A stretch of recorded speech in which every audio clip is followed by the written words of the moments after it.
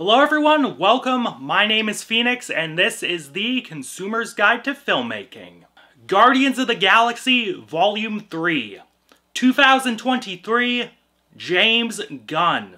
Taking place sometime during and or after the events of Thor Love and Thunder, the Guardians see themselves setting up shop on Nowhere, but Quill is down in the dumps and drinking himself into a stupor. However, an unexpected wake-up call comes in the form of Adam Warlock, who attacks the group. Managing to quell Warlock's assault, Rocket Raccoon is mortally wounded during this fight.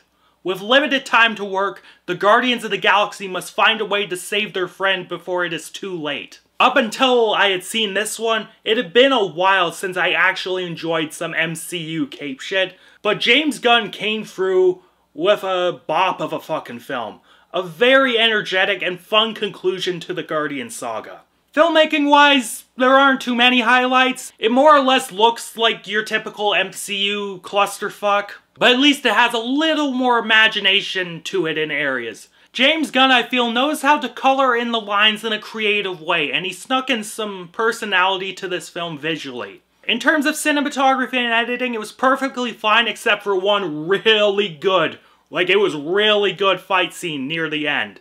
It was this big, continuous take, and it was so stylish and fun. On another topic, the sets and costumes looked incredibly colorful, which is a big thing in the Guardians movies. I like the corporation headquarters being this giant meat monstrosity, and the costumes of the security people looked really dorky. Fairly fun at times, this film is from a technical perspective. The music in these films, it's probably the biggest selling point for them, and this film had that typical Guardians soundtrack that we all know and love.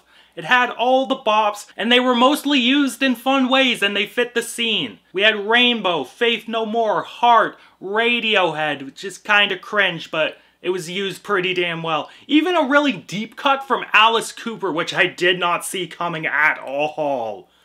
The only song I didn't care for was fucking No Sleep Till Brooklyn. It's a fine song, but it's really overplayed. I'm sorry. And it's slowly becoming a song I actively hate. Not only is No Sleep Till Brooklyn an overplayed song, it didn't really fit the scene at all.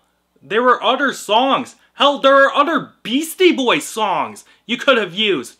Fucking Intergalactic was right there. It would have fucking worked perfectly. What were you thinking? Oh!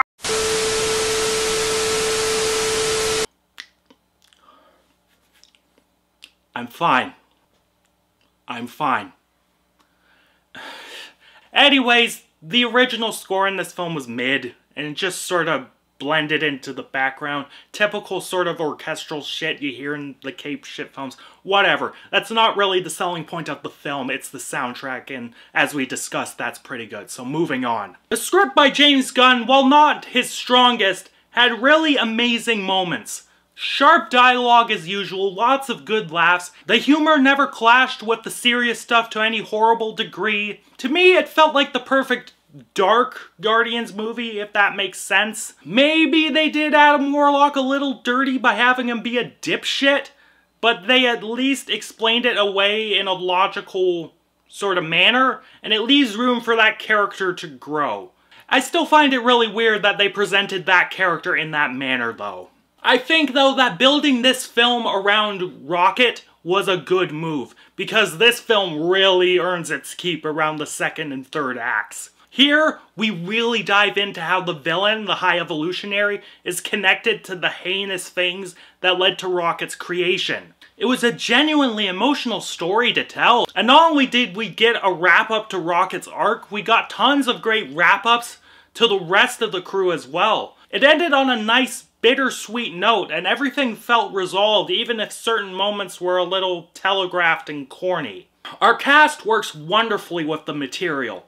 Chris Pratt, Zoe Saldana, Big Dick Dave Bautista, Bradley Cooper, Vin Diesel, all wonderful as the Guardians. They have tons of chemistry together as a group, and you buy their camaraderie. Each of them had their great funny moments and emotional moments, and it was just fun all around. But I think the show stealer here was Chukwudi Iwuji. I'm not pronouncing that again. As the High Evolutionary. This man just hammed it the fuck up, and he was the highlight of every scene he was in. He chewed the fuck out of this scenery, and his chemistry with the cast, especially Bradley Cooper, was absolutely stellar. One line in particular, "God doesn't exist, that's why I stepped in," had me in fucking stitches, because A, it's a great fucking line, and B, he sold it like a goddamn champ. Best part of the film, in my opinion, hands down. Overall, James Gunn's finale for these movies was pretty damn good. Nothing too exciting overall, nothing groundbreaking, but it hits the emotional beats well, it was funny, and had some game performances. Nice step up from the shit show that was Ant-Man Quantumania. Full review of that on the channel. So yeah, if you're an MCU freak, absolutely get to seeing this one if you haven't already. You probably have, though. If you're a casual moviegoer and enjoyed the other Guardians films, you'll probably, most likely, enjoy this one too. Yeah. And I am feeling a 7 out of 10 on this one. It's good stuff. Catch you later, guys.